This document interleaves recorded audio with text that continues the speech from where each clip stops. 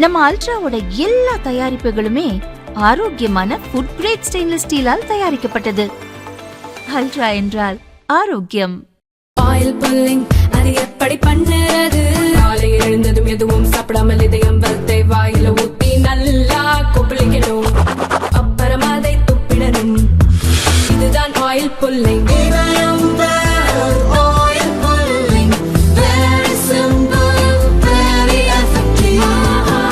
தமிழகத்தில் அரசு மருத்துவக் கல்லூரி மருத்துவமனைகளில் சிடி ஸ்கேன், எம்ஆர்ஐ பரிசோதனையையும், மாவட்ட தலைமை மற்றும் தாலுகா அரசு மருத்துவமனைகளில் சிடி ஸ்கேன் பரிசோதனையும் செய்யப்படுகிறது. சிடி ஸ்கேன் எடுக்க ஒரு பகுதிக்கு 500 ரூபாய், எம்ஆர்ஐக்கு 2500 ரூபாய் வசூலிக்கப்படுகிறது. எம்ஆர்ஐ பரிசோதனை மருத்துவ காப்பீட்டு திட்டத்திலும் எடுக்கப்படுகிறது.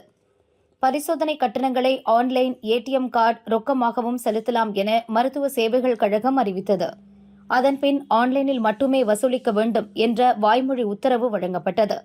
நோயாளிகளின் நலன் கருதி ரொக்கமாகவும் கட்டணங்களை வசூலிக்க வேண்டும் என மருத்துவமனை நிர்வாகங்களிடமிருந்து கோரிக்கை எழுந்ததால் ரொக்கமாகவும் வசூலிக்கலாம் என்று தெரிவிக்கப்பட்டது.